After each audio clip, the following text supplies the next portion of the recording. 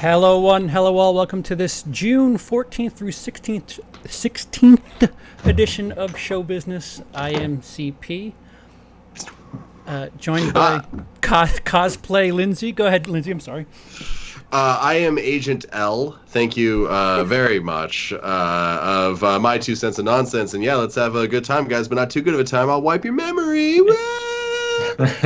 And joining us for the first time as an official full-time member is Fuego. Fuego, say hello. What is up, everyone? Que paso? And I'm so stoked to finally be a proper official part of this bunch because it's been a pretty rad status honor to bring some sort of insight to the proceedings. So yeah, sure, it's great to have you. Stoked. So with that said, you'll notice that there's 2 Show Business alum currently missing. There have been changes, and it's for the near future. Dino's got his own pick show coming up. I think relatively soon, if not by this week. I'm not rushing it, but Dino, his link is down below. No competition whatsoever. Oh, I'm not saying he's not competition, but we're running the same type of show, and by all means, check that out. And Peter, of course, he's got content daily. Both of his channels are down below. We wish them both the best. So, the week that was. First was Men in Black International with 30 million. Secret Life of Pets 2 in second with 24 million. Aladdin in third with 17 million. Rocket Man in fourth with 9. Dark Phoenix in fifth with 9. They're both rounded up. I think it was 8.8 and 8.6 respectively. So first things first. Dark Phoenix is fading quick. Yep. Dark was a apropos word to put in the title there. Yeah. Dude. Yeah, and I mean, Simon Kinberg owning it this past week in an interview where he was like, I'm the writer and the director of this film, and, you know, if it didn't connect with audiences, that's ultimately on me. And it's debatable, obviously, if you think it was better or worse than The Last Stand. But nonetheless, you know, if it doesn't make dollars, it doesn't make sense. And this one didn't make squat, man. Either. So it didn't make either. Yeah, exactly. Yeah, it is dying a very quick death, quicker than the rise and the fall of, Miss Jean Grey in this film. So I don't know, man. So the sharp decline is almost a record.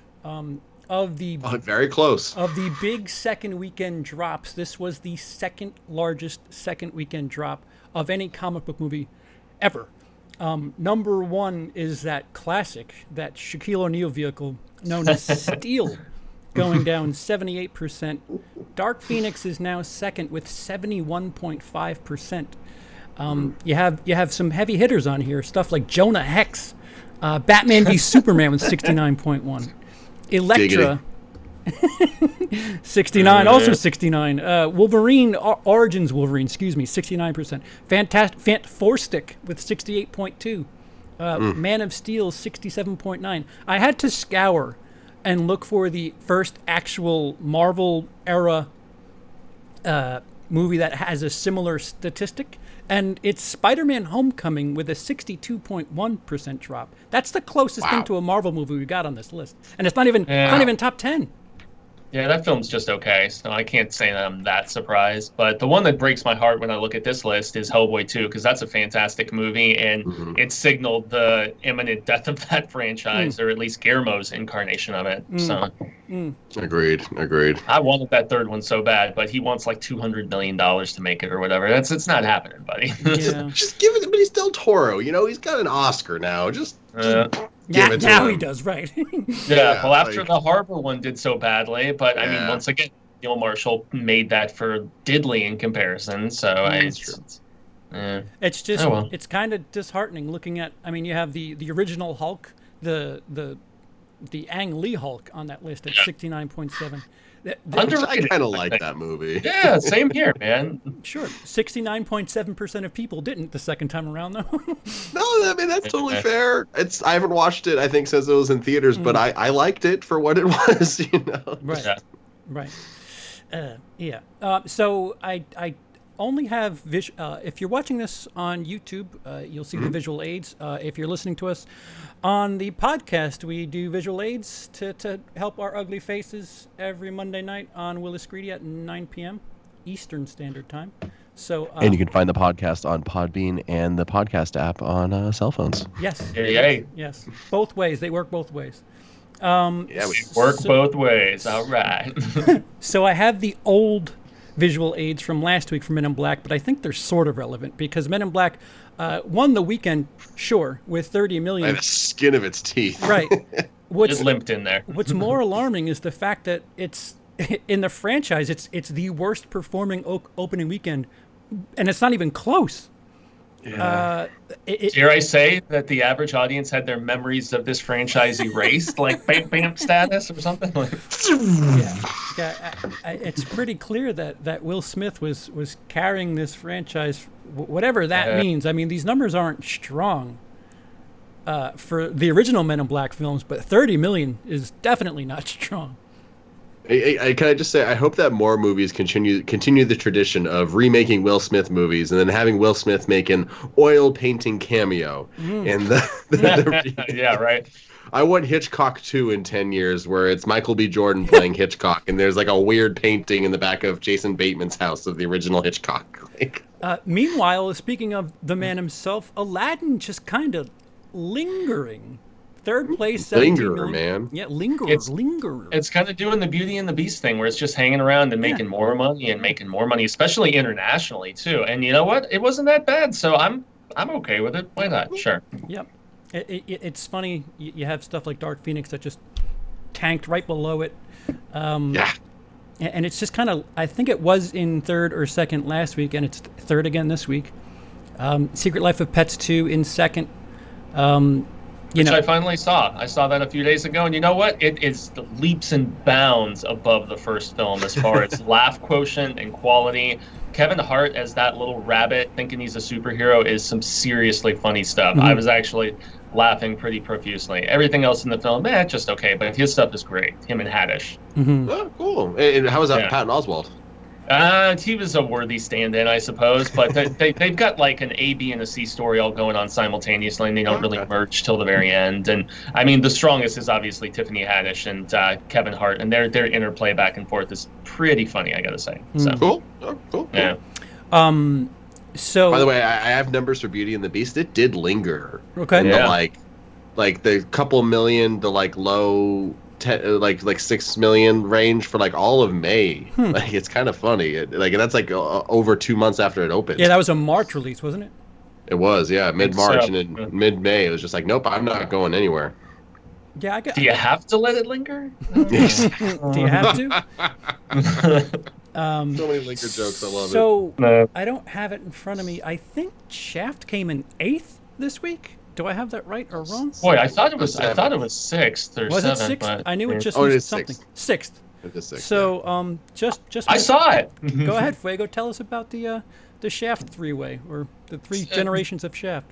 3 generations of Shaft. Well, spoilers, you don't get Roundtree till like the 3rd act. But I mean, really, this one boils down to just this relationship between a more grizzled, aged Samuel L. Jackson, Shaft Jr., who they reveal in this film that he's not the nephew or whatever. He is in fact the son of Roundtree's character. Because in the Singleton movie, they were like, yeah, he's the nephew of the original Shaft or whatever. But no, they made the direct correlation, and I think they even like hinted that in the trailers and stuff, so that's not a big spoiler. But I actually like the more forefront comedic tone of this, and the chemistry with this Jesse something, I'm trying to remember his name. He plays A-Train in the new version of The Boys. Well, it's not the adaptation of The Boys that Amazon is doing, which is a terrific comic book. But Jesse, I should just double check his name because he was actually quite good.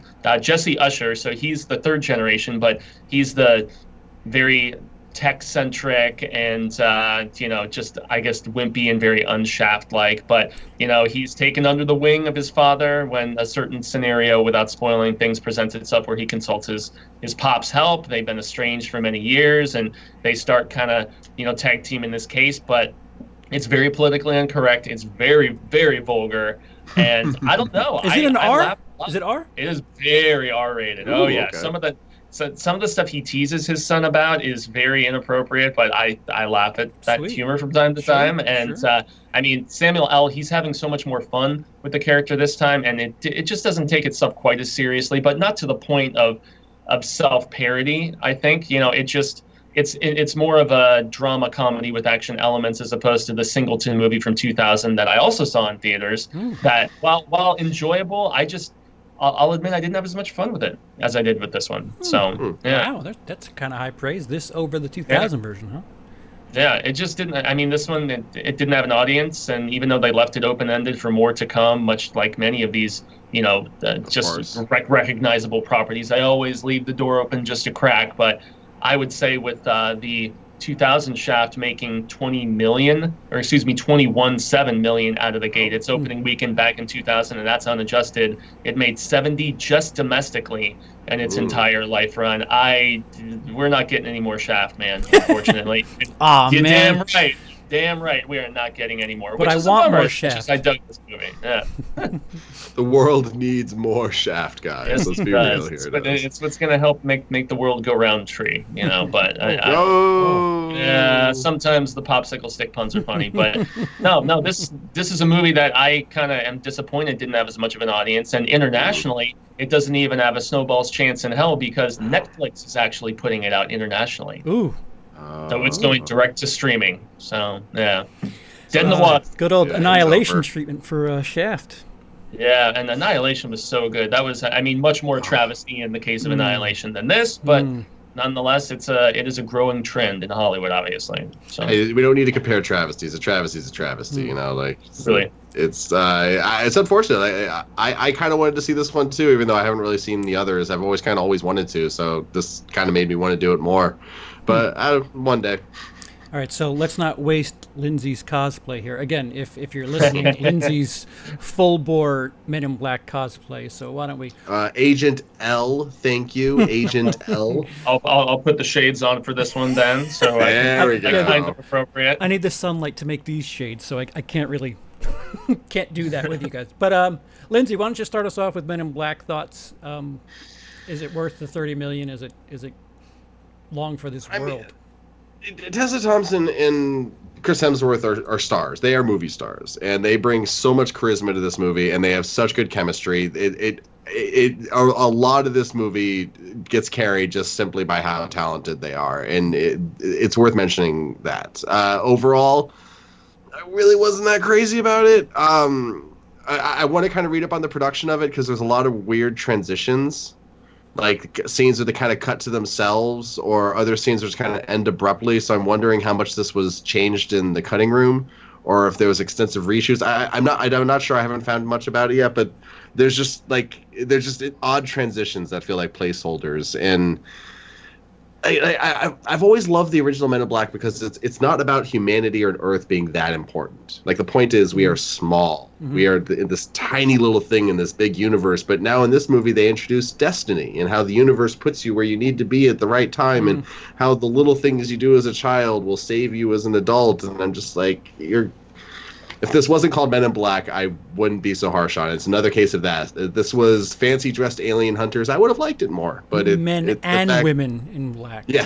Yes, which they make that joke about twice, it, and you're just at least twice. Yeah, and you're like, it's not as bad as the Dark Phoenix reference, but nonetheless. No, because they didn't use the word twice in one sentence. You don't say the same word twice in one sentence. Well, I'm sorry. Maybe. Okay, that's a worthy argument. So. The leader of cringe line of that film, I think, would be the Queen question, where somebody asks Tessa Thompson if she's a queen, and she says, if by that you mean in the way that all women are queens, then yes. I mean, we get it. We get it. I know Queens is a different type of person, but that's just because of the area of town that I live in and a lot of friends I have. So Queensville. I don't know. Yeah. I don't like. Enough's enough with these forced lines. Something that I found a little interesting, bizarre. There's a bunch of these shots where they show the train transforming into the whatever that's bringing them to London from New York. And there's these like vanity shots, which they're going on that 1997 mentality where, ooh, look at this CGI here, and it's just devoted to the entire process of the train transforming, and it's not that big a deal anymore. You don't have to, go out of your way to be like, ooh, look, this train is transforming. Have you ever seen such a thing? And it's like, yeah, we have. Move on. And just to throw more compliments at the movie too. Okay. I did actually like Tessa Thompson's character a lot. I like the idea of someone who found the Men in Black and is like, hey, I'm good enough, recruit me. Like, that's kind of awesome. I really dug that idea of a character, and then how she's like trying to play it off cool and casual while she's in the Men in Black, but also just like faking her way through it while half reading everything. That was the character I really did enjoy.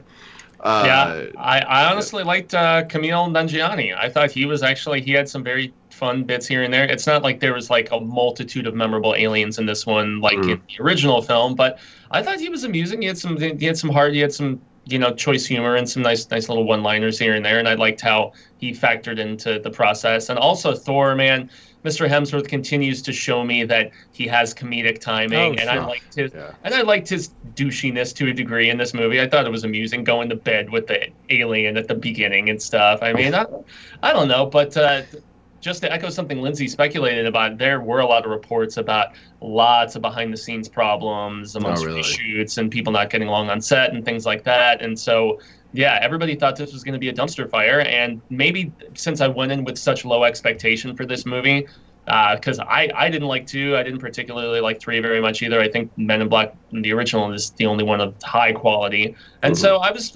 was pleasantly surprised, but not like over the moon or anything. I was like, yeah, that was serviceable enough. I had fun, so that's all I can ask for. Right. Yeah, no, and I like the gag of how like they said like, oh, this alien's gonna come back, and it was like this picture of this obviously like fake alien drawn by a kid or whatever. But then they show the alien, and it actually looked like that. Like, there was little moments like that really made me laugh out loud. It had some of the cleverness of the original, where they're like playing with the idea of what a conventional alien is and what isn't. I just. Yeah, you know what I'm talking about? Yeah. The weird green guy. Yeah. There's a bunch of that though.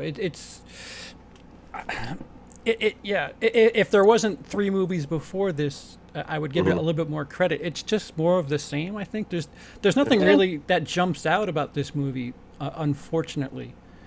But, it is actually the 3rd movie this year to have shape-shifting aliens as an antagonistic force, though. Wow. So there's a stat. I thought the design of that creature was kind of cool at the end, though. Oh, it was, and I love the way it bended matter, and like all that was super dope. I was digging that scene where they're like just forming things and throwing them, and like that was fun and exciting, and that was cool visuals. Like, screw the train, like CB said, but the melding of matter into new stuff, that was fun. Yeah, I wasn't so sure about Rebecca Ferguson looking all like Sia, though. That was just a little weird. Yeah, I was like, what is up with this? I completely forgot about that character, actually. Wow. Understandable. Hey, she's got 3 arms. Cool. Yeah. No spoilers, Was it only I guess. 3? I kept wondering. I wanted to see a 4th and a 5th arm come out of her back. I thought it was 4. Was it only 3? I don't know. It wasn't memorable either. If it was. Yeah. So if that's it for Men in Black, I guess we'll skate past the one that I mixed up, and it came in 12th. So we'll split the difference between that and Chef. The Dead Don't Die. Yeah. Right. 2.5 Anyone see million. it? No.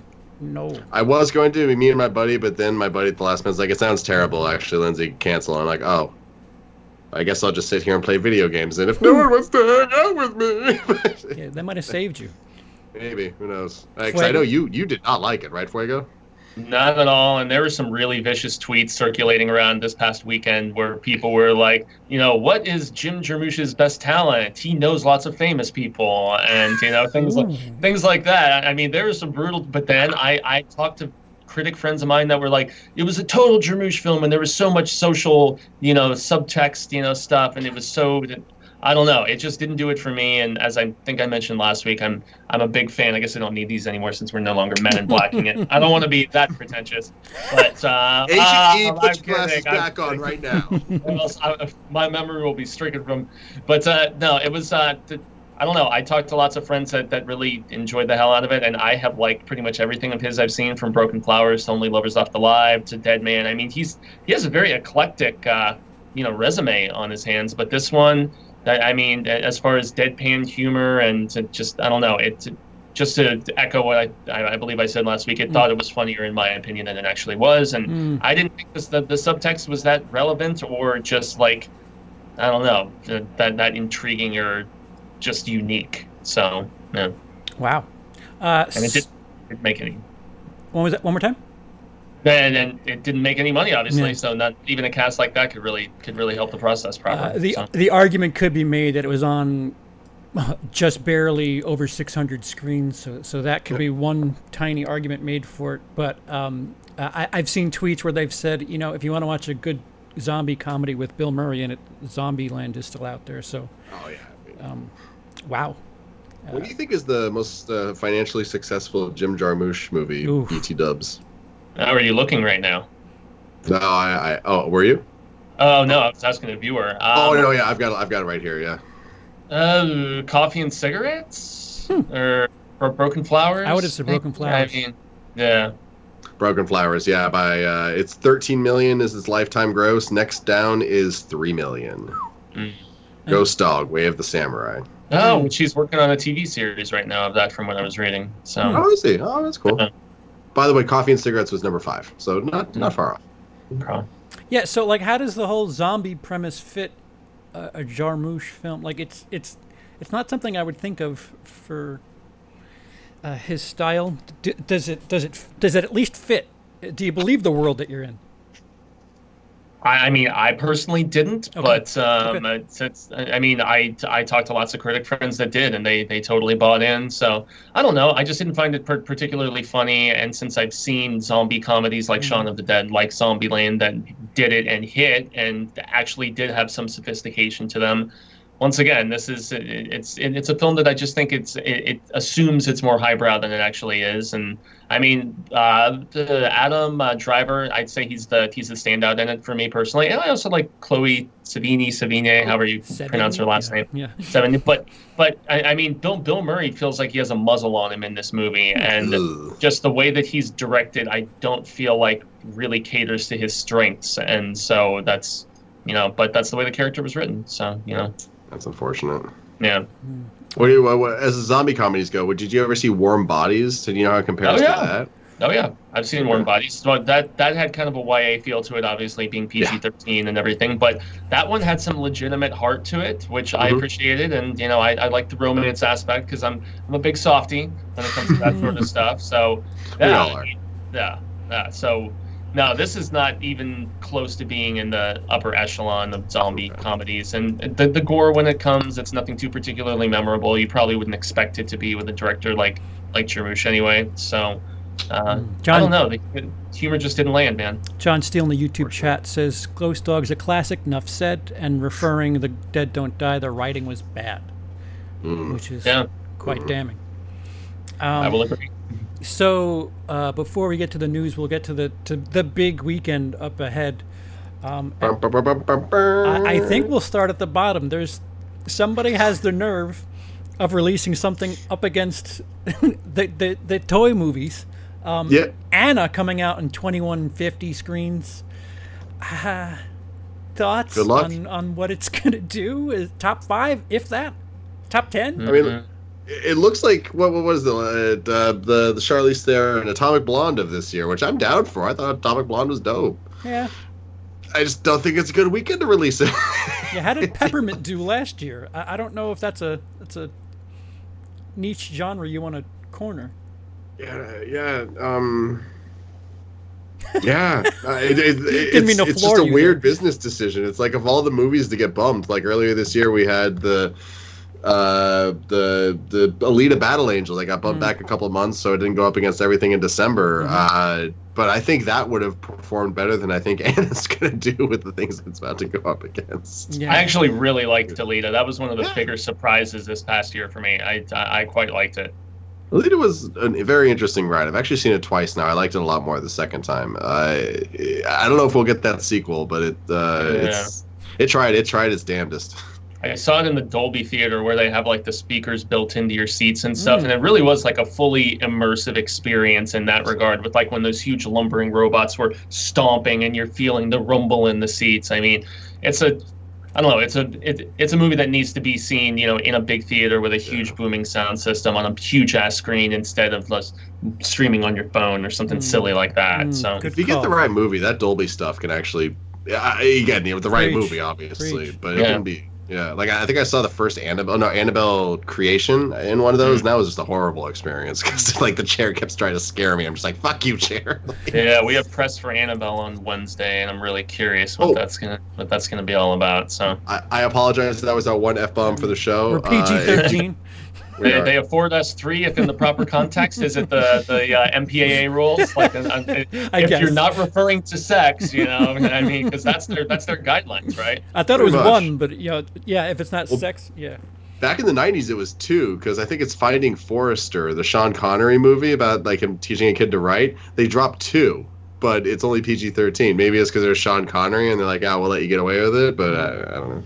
Well, it's like the difference between saying F you versus, I F that person or whatever. It's like the context of it. If you use it in terms of sex, that's where it's What about I effed my knee up? I would assume that's okay. Well, depending on how you did it, because that could be sexual too. Hey, yeah. So how does it? I only recently saw Mortal Engines. How does Mortal Engines compare to Alita? I've heard they're similar. I've heard they're not. And I had an all right time with Mortal Engines, to be honest with you. So, as far as comparing to Alita is concerned, Alita is based on a manga / anime, right? And Mortal Engines is an American YA. So, source material, at least in that regard. Alita, it's still PG-13 for Alita, but it was pretty violent at times. I mean, I'm trying to remember. I only saw the first Mortal Engines. So I don't remember it supremely well, I must admit. Yeah. I mean, I'd say they're more similar than they're different, but I really wouldn't compare to them at the same time. It's like, I don't know, trying to compare Transformers to Terminator. Like, they rhyme, robots killing people. They're in disguise, robots in disguise, but they're not really the same either. You know what I mean? Yeah. Like, they're actually making me realize how similar they actually are, though. Yeah, I'm learning that I have this incredible soft spot for these giant flops. Like John Carter, I have a good time with. Jupiter Ascending, I have a decent time with, and Mortal Engines really didn't do well, but I was, pleasantly surprised watching it at home. Perhaps that was part of it too. Watching it at home doesn't put much pressure on the movie. No, I just realized Anna is Luc Besson, and I actually, even though I didn't like Valerian, I've liked more of his stuff than I've disliked. I mean, especially Leon the Professional and The Fifth Element. Well, Lucy seems like kind of a similar concept to what this is, at least, badass lady going around killing and whatnot. But this is a film that was not on my radar. I'm wondering if release dates have been shuffled around or what. But yeah, I didn't know this was Luc Besson. You're right. Oh my God! Now I want this movie to do well. I love Luc Besson. I even love Lucy. Oh, Lucy. I know. Yeah, she had some splaining to do. That's for sure. After that box office performance, I don't know. It also had Morgan Freeman in it, right? It did. If I remember. Yeah. All right. So the feature act of the weekend is the Child's Play remake. With Mark Hamill. Mark Hamill's the voice of Chucky, yes. So I have statistics up for the Child's Play franchise. This weekend, it really doesn't have to do too well, all things considered, to be in the better half of the franchise. I mean, I'll just read them off real quick. First of all, Curse and Cult, the two most recent releases that featured Chucky, were not in theaters.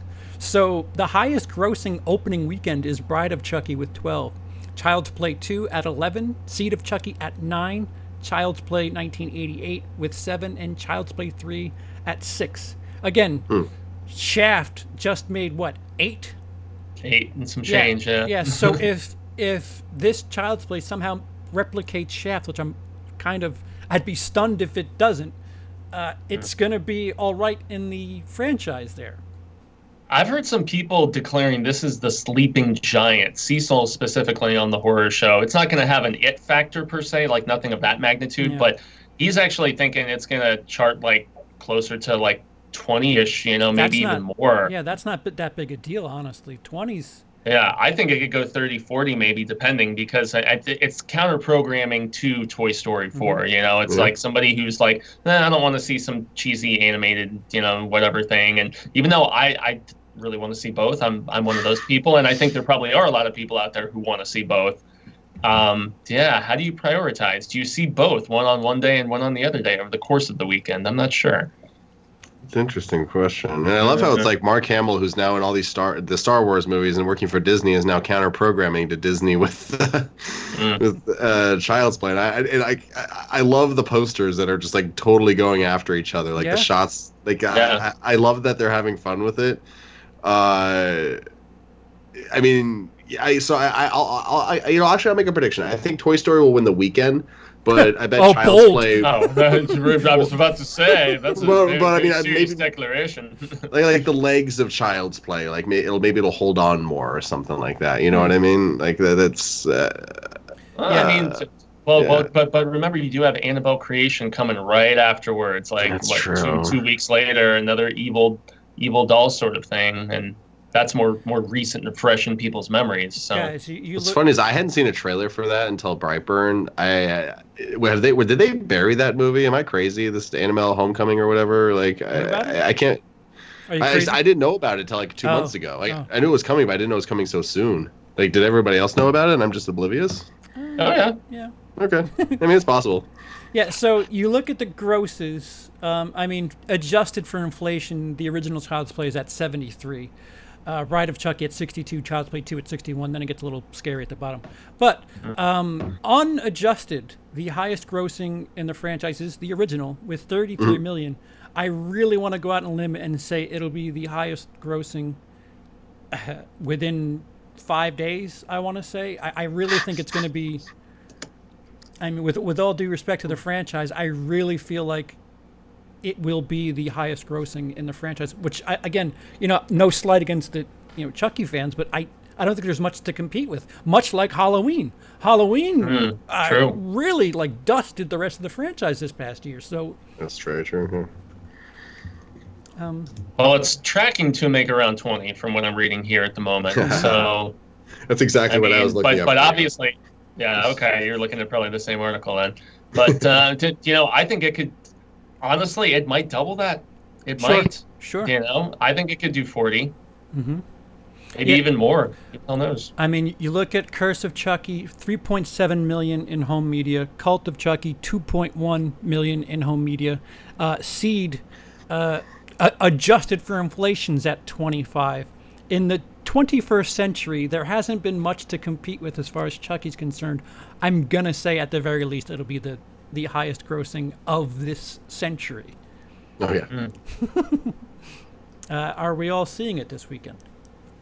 Yeah, we have our tickets Thursday. There's two different promotion companies that we work with on the horror show, and so there's one called Allied that they're super cool with us, and we always get our advance press, and then Finger Paint Films, they do the other side of things, and from what I understand, according to Cecil, this is a Finger Paint presentation. I'm not sure what day, like how early they're actually showing it, but so we're buying tickets like everyone else, and we're seeing it Thursday 7:00, and we're going to review it right afterwards. Yeah. So. Nice. I'll echo your sentiments, Fuego. There usually I at least get a sniff of when there's screeners out here in New York, and usually by this time we would know for Tuesday, and there appears to be nothing for Tuesday, maybe Wednesday. That kind of has me a little hesitant. That's a red flag when they don't want to screen it early for critics. Right. So I'm just kind of hoping it's, I don't know, they don't want to compete with Toy Story even for screenings. I'm just kind of hoping it's nothing more than that, and not that it's the typical, they're waiting as long as they can to get the word out thing. Lindsey, are you seeing it? Sorry, no, I just had an annoying text. Come one more time? Are you planning on seeing the Child's Play? Oh yeah. It'll depend on when I get off work Thursday night, but I'm definitely going to see at least one of them, and then I'll try and catch the other one on Sunday. But it's I'm excited for both for various different reasons. Obviously, I was not excited for Toy Story 4 at all, but it's getting such good reviews. Like that hope is kind of coming back to me. Yeah, that's all that's changing my opinion. Right? Like Toy Story 3, that's one of the biggest cries I've ever had at a movie, and so if they could pull that off again, Toy Story 4, like 10 years later, damn. It was kind of a perfect finale, though. It felt like it was like wrapped up in a nice little package, and now they're doing this. But yet they had two of the guys behind the film on Collider a couple days ago, and they were saying, "Oh, even when we were working on 3, we were already planning a 4th one way, that far ahead." So I mean this stuff, especially Pixar, the turnover just takes such a monumental amount of time, which makes sense with films of this nature, and just the quality of the animation and everything else behind it. So, Brie Larson in the YouTube super chat. Luc Besson makes very similar assassin films with most having a badass female lead. Nikita, Lucy, Columbiana, Leon. Yep. Oh, I forgot about Columbiana. Oh yeah. Good point. That's a good call, sir, or Madam Brie Larson. Madam Larson. Congrats on all those digital sales. It's also kind of relevant to another subject we'll be talking about, at least briefly, in a moment here, I think. Luc Besson is also one of the only directors, as much as I love him, he's one of the only directors to lose a copyright violation. No, plagiarism case. That's what it was. With, oh my God, what movie was it? The one with the guy whose name I also can't remember right now. That one. Lockout. Oh, really? His movie Lockout was way too similar to Escape from New York, and so he actually got sued by John Carpenter, and John Carpenter went after him, huh? Yeah. It's like, I'm gonna get you, Frenchie. Sure, yeah, hey, one of those. Someone won one of those. Good for you, John Carpenter. The horror master is his Twitter. Very, no ego there whatsoever. So, no, definitely. Listen, fans don't help that. He's doing the rounds, and what's funny is I've read that if you send him a message on various social media, he'll get back to you, which is John Carpenter will? Yeah. Oh, okay. Kind of interesting. Maybe I'll give it a shot just for fun. So I was really wanting to see him live last year because he came to Phoenix and he was doing his whole The Lost Tracks, where he's up there with a synth and he's got a full band with him, and I heard it was pretty badass, but yeah, I didn't want to fork out the cash for that one. So. Sure. So, Lindsey, you alluded to it before about Child's Play possibly having some staying power. Some interesting stats. I have the Toy Story numbers up. Opening weekend for the original was 29 million. Toy Story 2 is 57, and Toy Story 3 is 110. Before we went live, Lindsey, you brought up the fact that it basically doubles with each film, 29 to 57, 57 to 110. What I found interesting, as I went a step further, so the total gross for the original Toy Story is 191. The total gross for Part 2 is 246, and the total gross for Part 3 is 415. If you do the math, Toy Story, the opening weekend is about a little bit over 1/6 the total. Toy Story 2 is a little bit over 1/5, and Toy Story 3 is a little bit under 1/4. So, as it's being shown over time, opening weekends are making much more a chunk of the total gross. So what do you think, about 1/3 of the total gross this weekend for Toy Story 4? Yeah, that's possible, especially if it continues the trend and it pulls 220 million. I looked at, what was it? Incredibles 2 made 182 its opening weekend in the States, so 220 is really not that far off. It's within reason-ish, and Endgame just made 330, wasn't it? Yeah. I don't think it's going to do Endgame money, but what No, definitely not. What's weird is this the first Toy Story to be released in the summer? Aren't they traditionally October, November releases? Wasn't there a May? Toy Story 3 was Toy Story 3 was June 18th, 2010. So yeah, and also Incredibles 2 was June of last year. So I'm thinking maybe close to Incredibles numbers, but I'm not thinking it's breaking 2. I mean, you never know, though. You never know. Have people just wanted this franchise so badly in the last 9 years to make its triumphant return? I would say 150 at the very least, right? Oh yeah, 150 I'd say is a shoo-in for that. Yeah. What does it track? Do you have the tracking for that, Fuego? If you vamp for a moment, I can get Vamp. it. So in the chat, I wasn't a fan of New Halloween, says John Steele. They had a screening today for Child's Play in the UK, says Logan Chucky Fan 15. Okay, that's the tracking 150. It looks like is what they're saying right there, according to Variety the other day. I swear it was like two weeks ago. So. Oh, okay. All right. Yeah, that seems honestly 150 seems like a perfectly legitimate target. I'd be surprised if it did dramatically less than that. How ridiculous is it that 150 about 5 years ago is a great big deal? Now it's just like, meh, that's about the floor, I guess. Thank you, Avengers and Star Wars. It's like everything Disney with their like boy-centric properties, and that's the stuff that's doing like Uber dollars right now. So, yeah. Do you think it's a bit of a dick move on Disney's part releasing Toy Story now with Spider-Man coming out in July? Because as much as Spider-Man is loaned to them or Sony, whatever way you want to look at it, it is only 10 days away that Spider-Man release, which they're kind of chewing into each other with the Toy Story Spider-Man stuff. Well, that's the problem with all the movies that Disney releases now. There's no way to not step on your own toes. And I mean, I think they're under the impression there's only moderate overlap as far as the different dems go, and they're like, okay, the very, very young kids probably not old enough for the violence in something like Spider-Man. The parents will continue taking them to Toy Story, for a few extra times or whatever. And you have the older boys and all of the eternally kids, like myself and various others who will definitely go see Spidey. So yeah, it's just interesting that it's becoming more and more prevalent that opening week is making so much, like it's where they're putting all their eggs. It's just so strange. You look at something like Dark Phoenix. That movie's going to be, you're going to be able to buy that movie in whatever the limit is. I think it's 90 days. So I would assume Dark Phoenix would be out, 90 days from release date, because probably they're pushing so hard for they're going for broke on week one, and then because you have all these major releases and Disney's just mucking up the works with their monthly release. It's kind of, I don't know. I don't know if it's good or bad for the theater business, but it just looks funky. Yeah.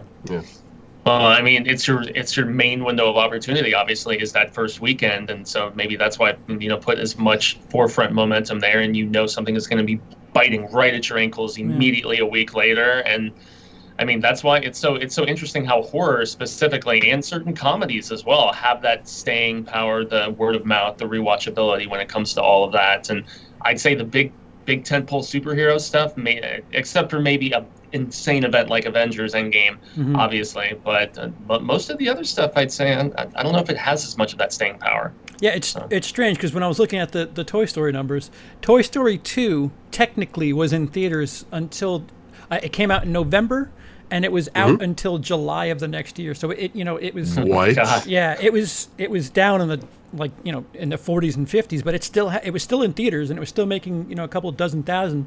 So it's just so strange what the modern template is get as much as you can in that first week, hope for a decent second week, and by the time a month is over, you're you're making plans for the next thing. It's really, really crazy. Well, you remember Titanic? Wasn't the original run for Titanic? That was nearly a year, wasn't it? Yeah. And E.T., same thing? Oh, E.T., you're going way back now, yeah. Let's go back to Jaws at that rate. How long Jaws was there? Man, that Wizard of Oz just failed to quit.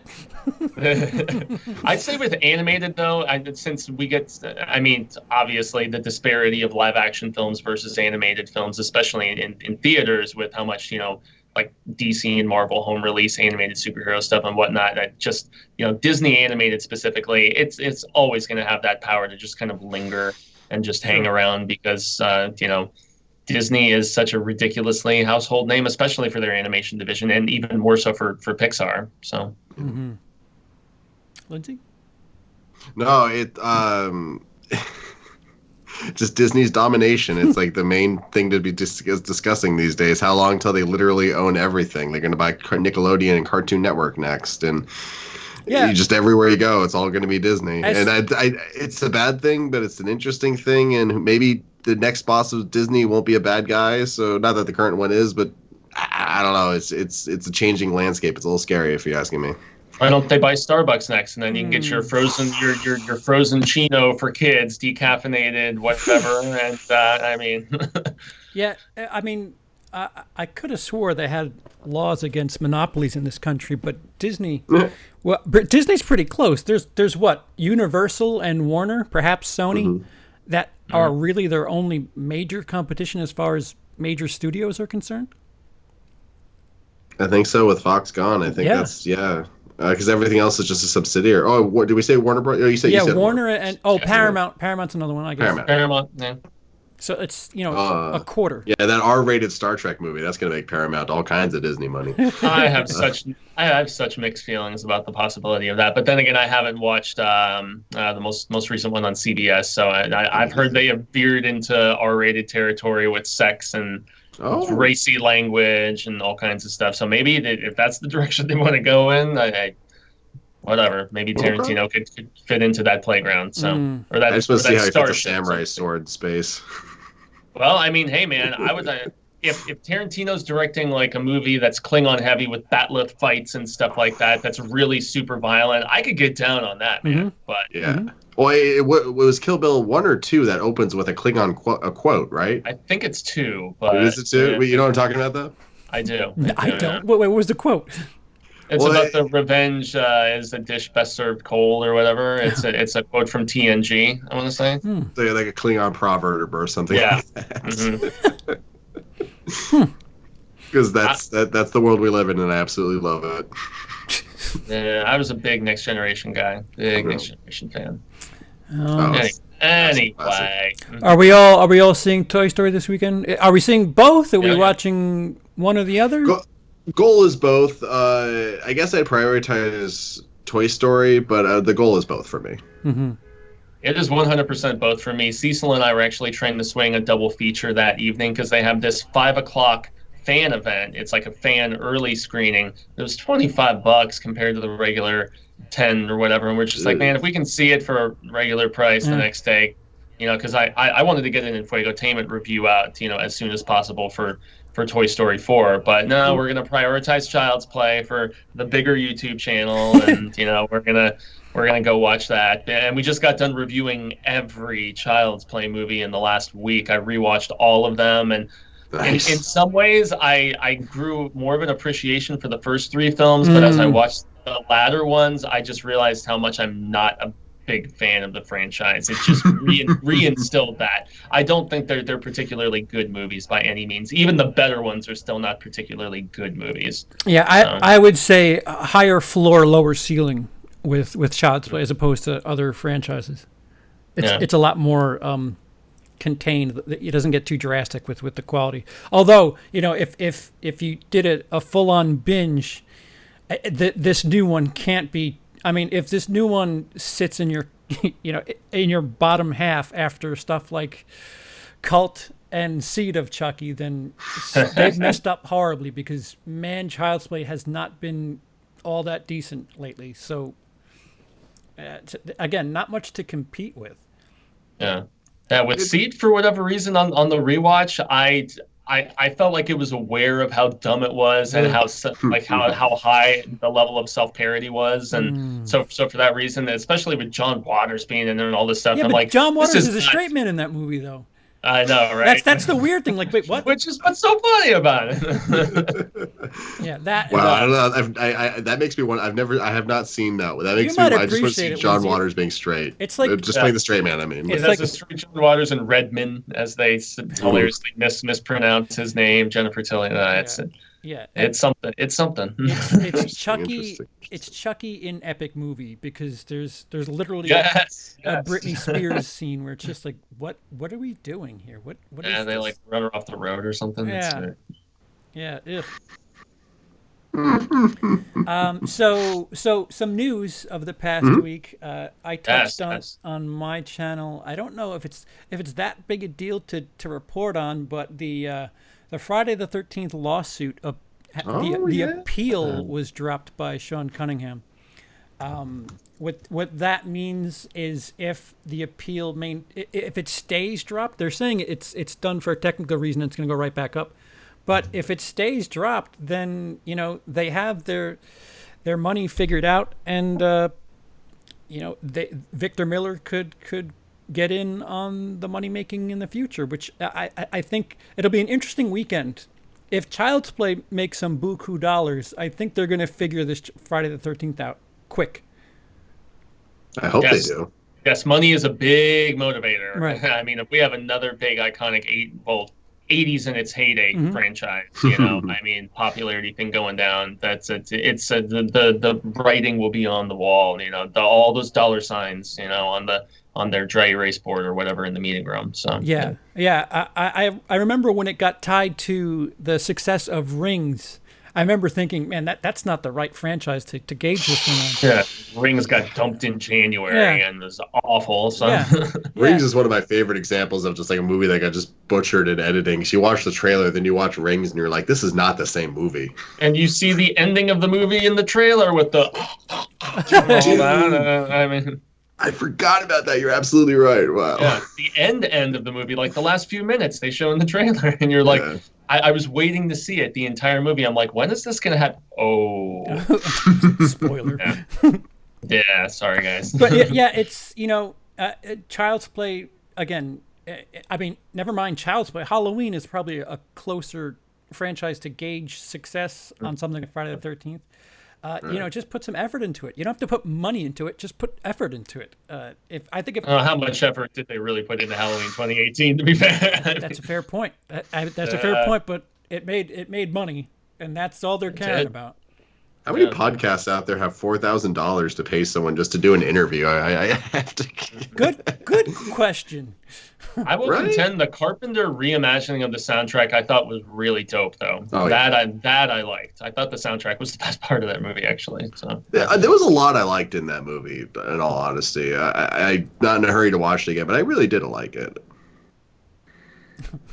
All right, so I think if Child's Play does 20 or better, you're going to see this Friday the 13th thing get straightened out real quick.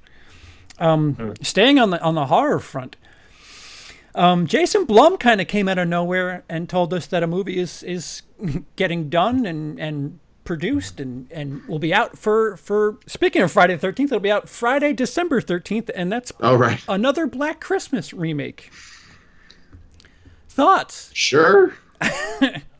Why not?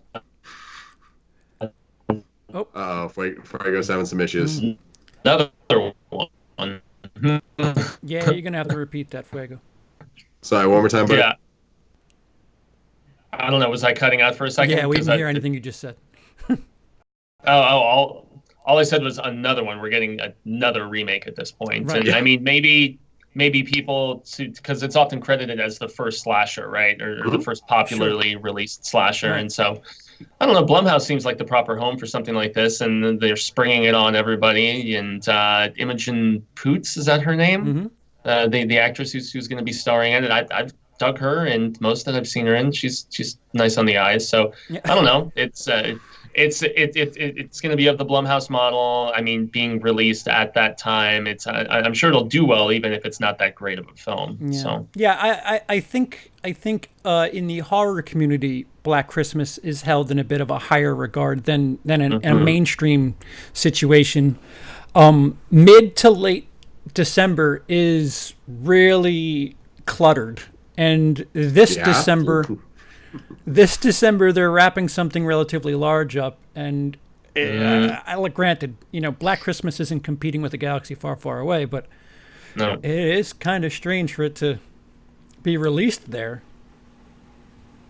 Agreed. Also, I am upset that we're getting another Black Christmas movie before we get a sequel to Krampus. Come on, Good guys. call. Yeah. WTF. Well, apparently this Black Christmas is going to be a little more woke. with the sorority or boy. whatever. So yeah, hold So on. in keeping in line with everything we've been talking Right, about over right, these right. last few weeks of this show. Happy 2019, everyone. Yeah, there's the woke Twilight Zone episode with Taisa Farmiga. The list just goes on and on. That I think we got the point, but let's beat that redheaded dead horse a little bit more, shall we? Yeah, apparently. I'll fly the Dino flag for this. You're good, man. I'm just waiting for the line in Black Christmas. Like, why is it called Christmas? Why isn't it called Woman's Miss? Yeah. And again, I support. I'm woke as fuck, but frick, frack. But come on, guys, like just some subtlety. Just you need to do with a fine comb, a fine brush, and get pinpoint accuracy. But instead of doing a fine brush, you're dipping a sledgehammer into a can of paint, and swinging it at the canvas, and it's too much. And it's too much. You're making this movie now, so you're behind everything that's come out for the first 6 months of the year.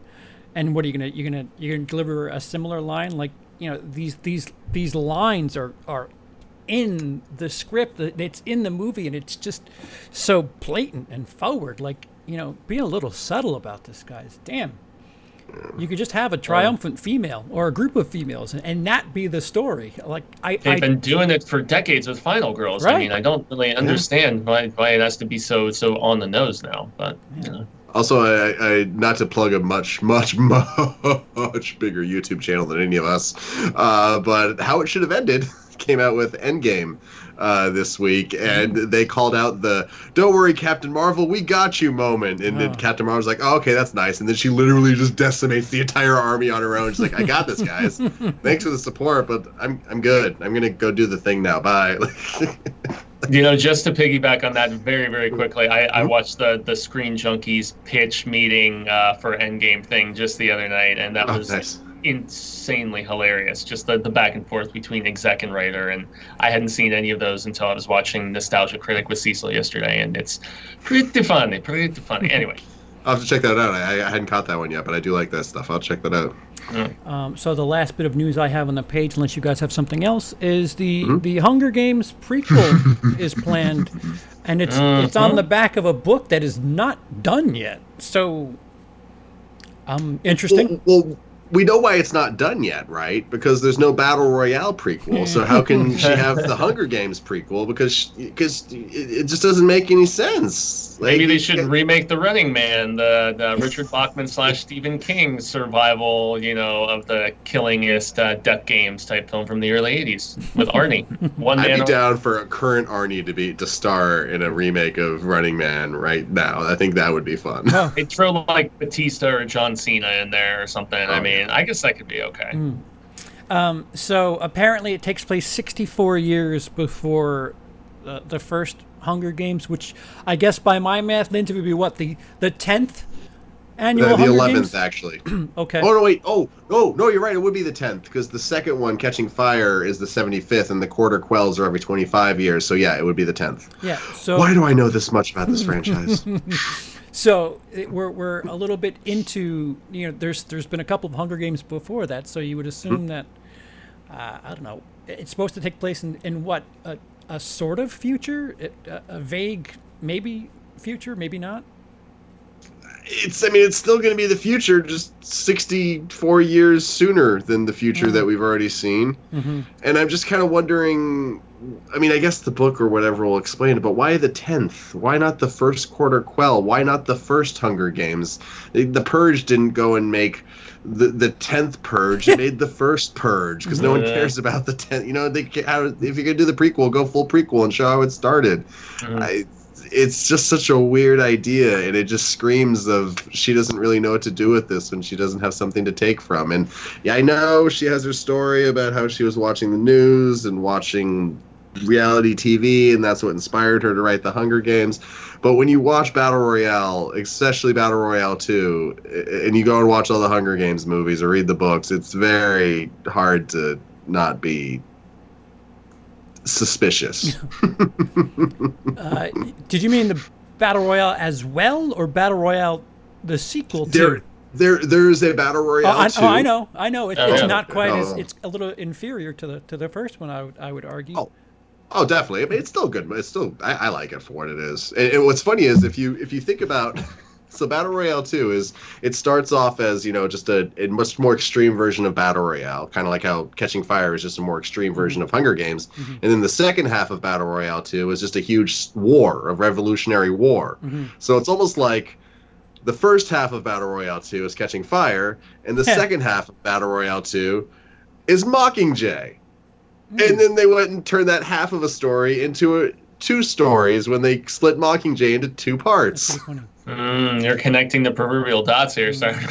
I'm sorry, I've spent way too much time of my adult life thinking about the Hunger Games and its connection to stuff, so it's just kind of just coming out of me right now. I've been soaking up a lot of Japanese horror lately, and all I could say about that subgenre of film is they like to kill high school aged people over there in their Japanese horror movies. A lot of high schools getting decimated in the opening scenes of these movies.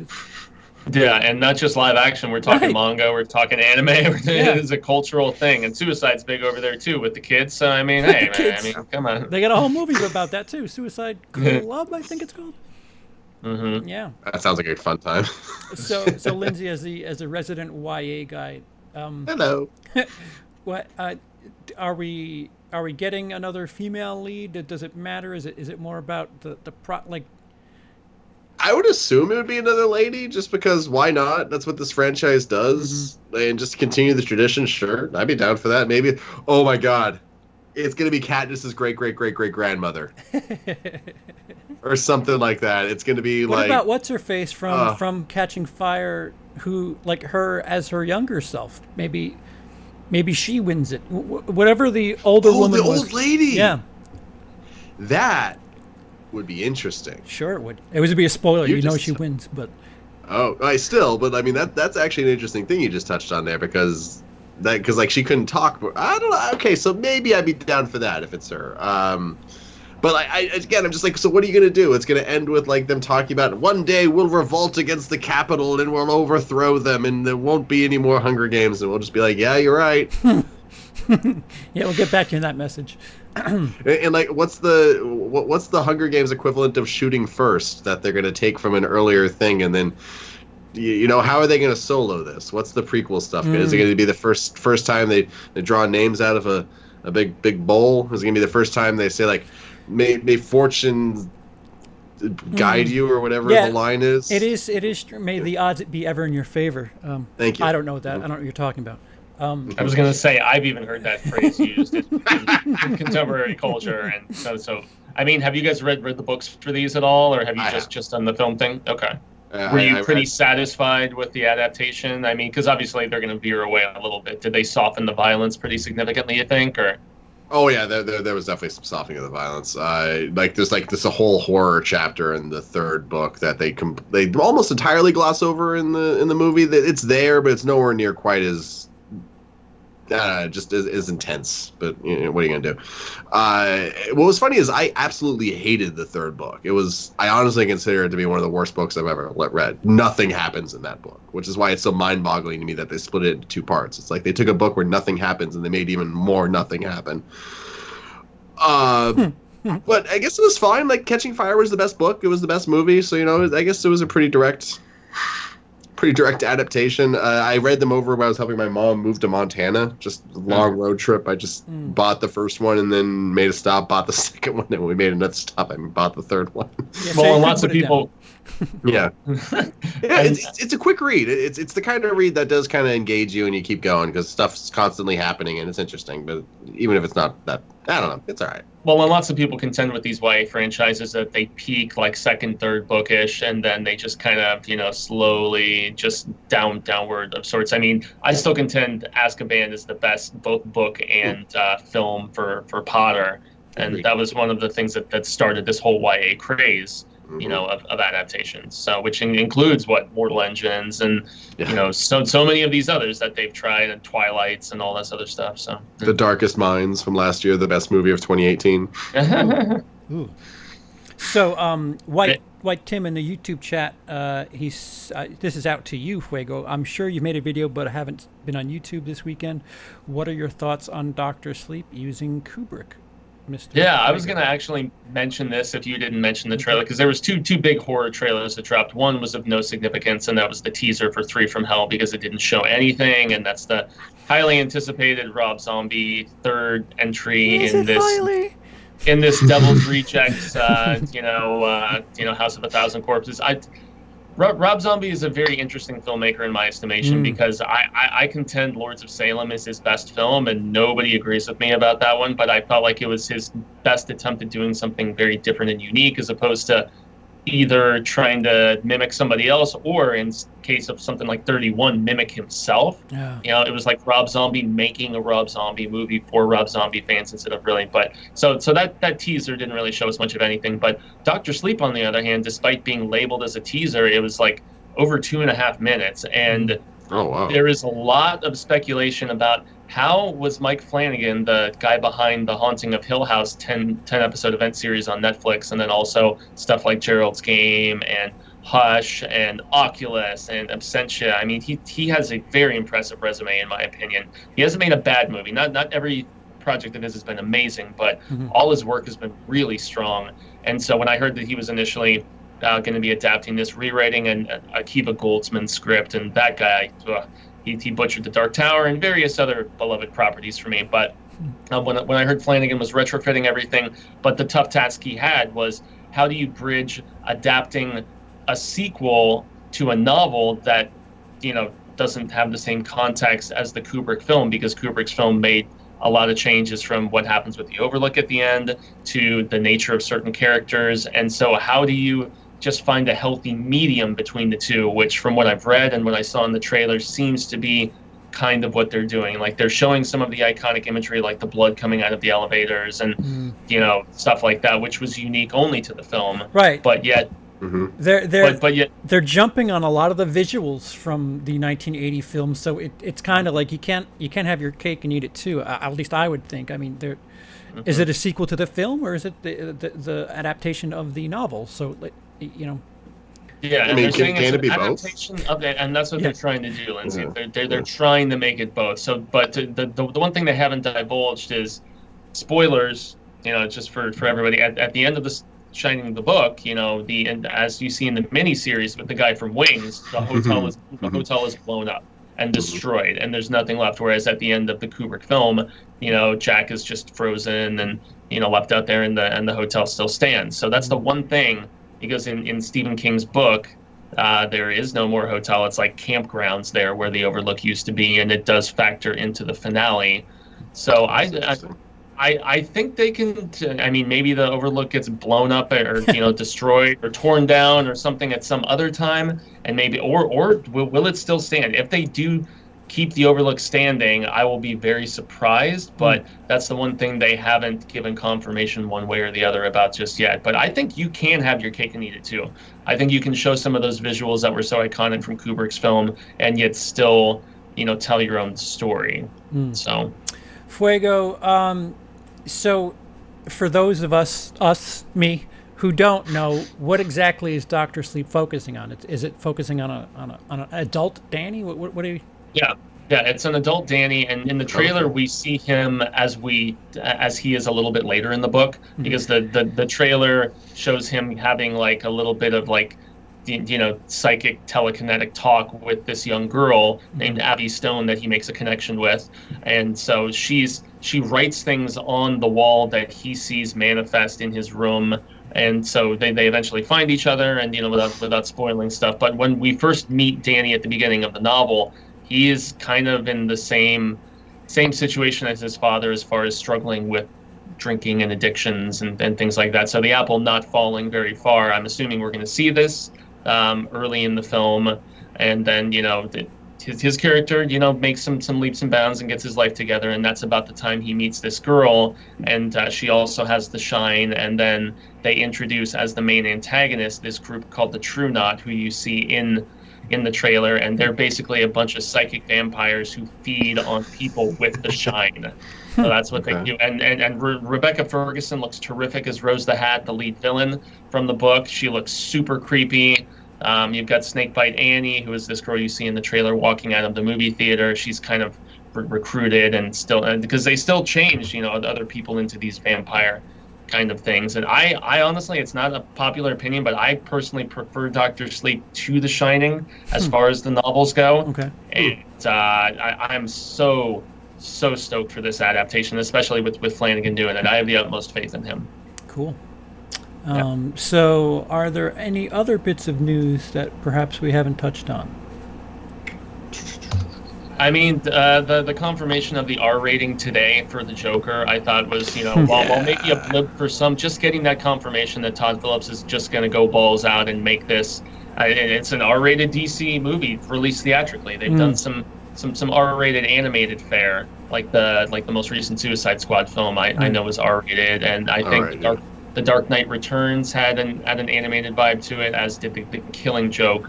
But yeah, I mean, live action, R-rated, just going for it. They're saying the Harley Quinn Birds of Prey, or Gotham City Sirens, whatever the heck it is, the next Harley Quinn centric film is also going to be R-rated. So this is DC just kind of showing that they will do what Marvel is unwilling to do and follow the Fox prototype as well. Of just letting your character just go for it and tell a self-contained tale that doesn't tie in with everything else. And I don't know about you guys, but I'm really excited for that.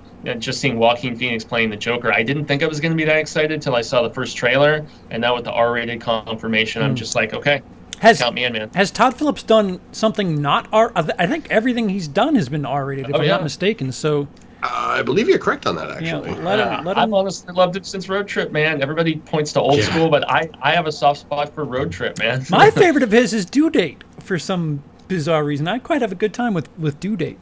Robert Downey, and starts with a gallop and ends with a kiss. Yeah. The one thing that kind of, for no fault of his, the scene where he's in, I think it's a bus or a train, and he's just laughing, sitting against a seat. I can't help but think of Heath Ledger in the jail. So, it's going to be hard for me to not think of Heath Ledger, but Jared Leto didn't make me do it. Jared Leto, the taste of Jared Leto. So I did find a PG-13 Todd Phillips movie, BT Dubs. Go ahead. Starsky and Hutch. Oh, wow, yeah. He did do that. Yeah, with Snoop Dogg, Sugar Bear, or whatever. Yeah. I completely forgot that was his movie as well. So, but I found it. Yeah. It was his only foray in the PG-13 though, because everything else from Old School to his recent War Dogs, where he tested like a little bit of doing action and stuff, which I'm sure helped him get the Joker, role was War Dogs. So. Oh yeah. Well, I actually liked War Dogs a lot. I didn't. I thought it would be too reminiscent of what was it, Lord of War, but I liked War Dogs. Yeah. DC can't beat Marvel at their own game. Why not?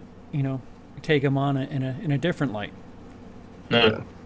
No, that's the clever way to do it. Don't be the guy who's copying the trends. Be the trendsetter. It's like Marty, Trash Picture Show in the YouTube super chat, $5. Thank you. Excuse me, that's €5, I think. What's the conversion rate? I don't know. It's more than $1. I know that much. Your thoughts on James Gunn doing the Suicide Squad reboot? What do you think it's a good idea or a bad idea? I hope it's R-rated. I mean, the original Suicide Squad wanted to be a James Gunn movie, so why not give the sequel to James Gunn? Like, sure, just do it. Yeah, I'm down. It's James Gunn. I'm not as in love with Guardians as a lot of people are, but they're good and they're fun, and I like his other stuff. So yeah, just do it.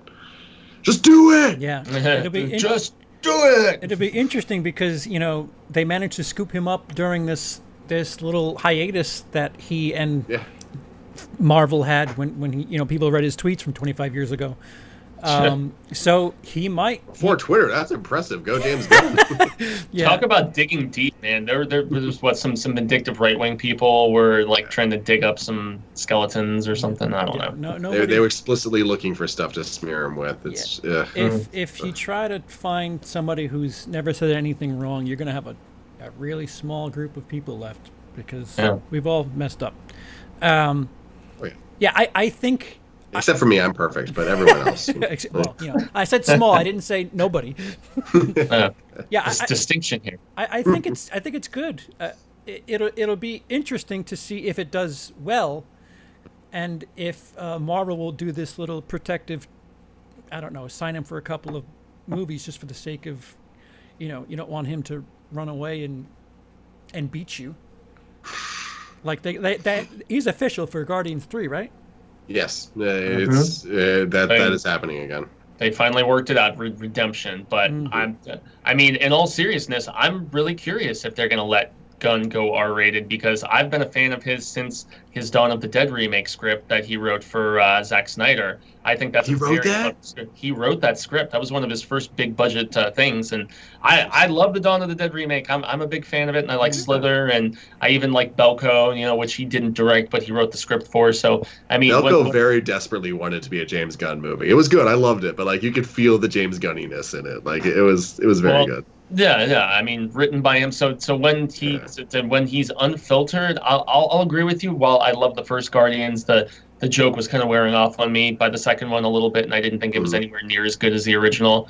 So I hope DC allows him to continue this R-rated trend that we're seeing with the Harley Quinn property and with the Joker property. Just let him, because they're saying it's a soft reboot, right? Mm-hmm. So it's going to be, I mean, maybe Harley's going to be in it, but it's going to be a bunch of other different characters like the shark and I mean, lots of B and C level characters that my much more deep dive comic friends have told me are not very well known. And why the hell not? I mean, he was able to do it with Guardians, right? Where he had everybody that nobody knew about becoming these big stars. Yeah. So I agree with you on that, because Guardians was like a nothing thing and hadn't been for decades before James Gunn came along.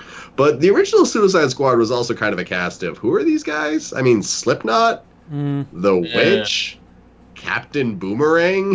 Yeah, I hadn't heard of, I'm a DC fan of but I never heard of these guys. You could say the same thing for Guardians, though. Like it's very similar. Oh, look, there's a talking raccoon, and Wood seems to be speaking too. That's interesting.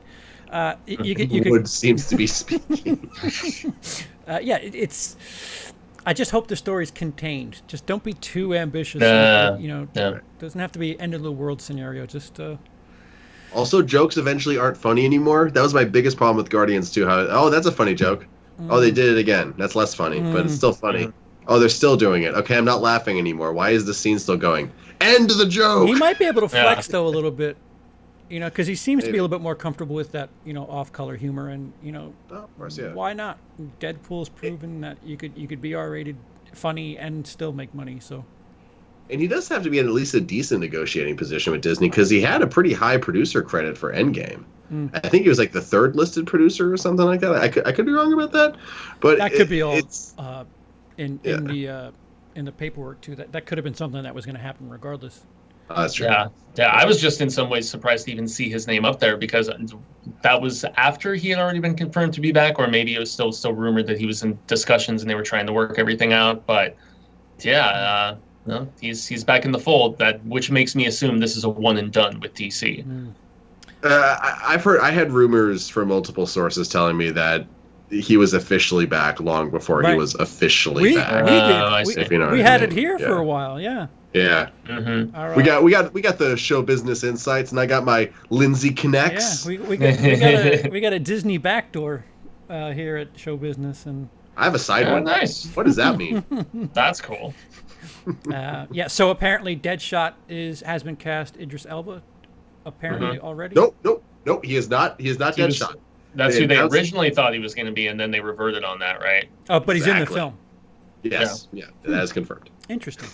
And then is it Viola Davis? Is that the actress who was in the? She was I'm trying to think. Yeah. I had heard she was confirmed to be returning, but perhaps that was just not a confirmed, or it was a source report or whatever, because we get so many of those. But I thought she was solid in it, and and of course Michael Rooker will be in there somewhere, because he's in everything James Gunn does. So that was my favorite part of Brightburn, when he just that's the end as the newscaster. Do we have any other news for the day? That sounds like a no. Major. Yeah, nothing super major. I mean, we got our first look at West Side Story that Steven Spielberg is doing, that comes out, I believe, next Christmas. But it was just some set photos. It wasn't even like a trailer or anything of that nature. But I'm curious, Spielberg, his first musical, what what that could entail, and how high Oh quality. my God, he hasn't done a it's gonna be musical. great. Yeah, never done one. So Whoa, you just blew my. Oh my God, that's so weird. it's I about just assumed he time. had. That's hilarious. Yeah, it'd be interesting to see, because he's kind of, I don't want to call Ready Player One his, because there's a lot of CGI. I'd like to see Steven Spielberg be a little more fun again. It's been a while. Yeah.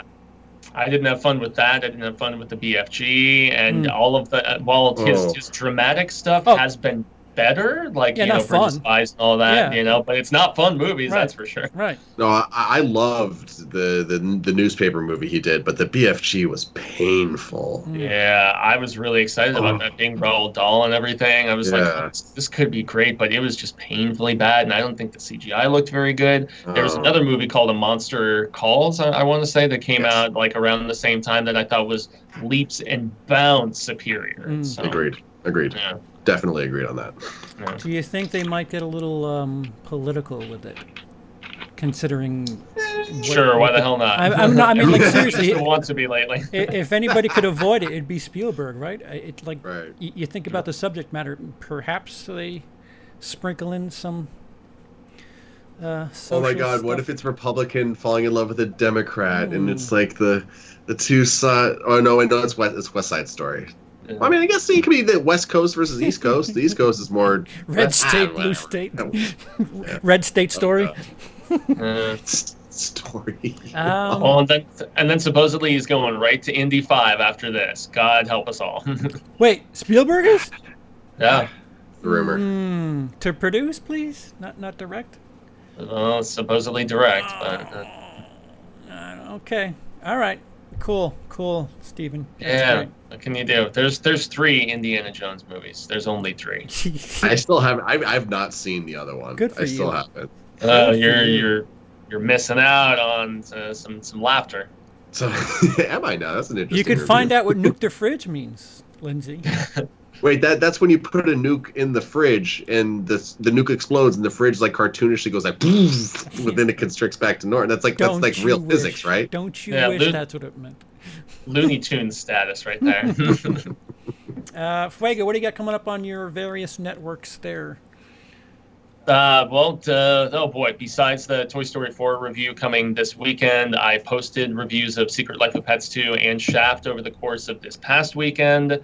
I actually urge people to go out and see Shaft. That was fun. Catch a matinee. I don't know if you should pay full price at night or anything, but it was a fun theater experience. I was the only gringo in the theater, mind you, but nonetheless, I had a blast with it. And then I have some Star Wars comic stuff coming this week, and we're gearing up for the Mad Monster Party. So if anybody is in the Phoenix area the final weekend of June, which is not this upcoming weekend but the following, we are going to be in the Fountain Hills area, the horror show, mind you, with a booth, and we're going to be doing press and artist interviews and all kinds of fun stuff there. So if you like spooktacular conventions, the Phoenix area final Friday through Sunday of June. So we're stoked for that, gearing up, getting all our ducks in a row.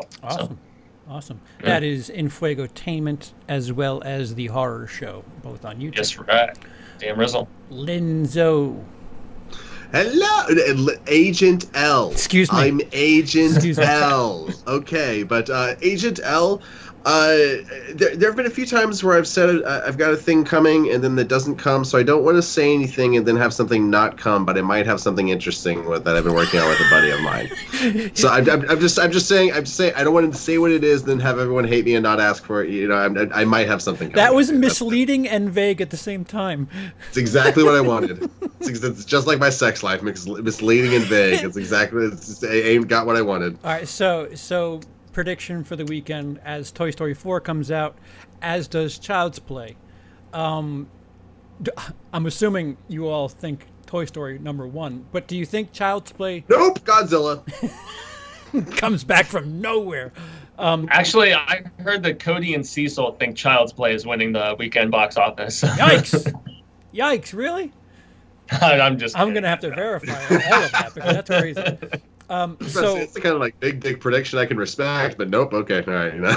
Do you think Child's Play finishes ahead of Men in Black and Secret Life of Pets 2? Absolutely. It'll be in second place. It's going to be second. Yeah, it's going to. I mean, if we're going to say numbers for both, I'll say Child's Play. Let's say 42. Yeah. Yo, if we get 42, book that ticket for Friday the 13th, 2020, because that. yo. Yeah. I'll take that. Yeah, I'll say 150 and 35. Yeah, Child's Play in second place with 35. Yeah, I'll be the conservative one and say 150 and 25. Wow, I would expected me to be the ridiculous one, but I guess not, huh? All right, so that does it for this episode of Show Business. We will see you in approximately 7 days. Woo! For Lindsey and Fuego, I've been CP.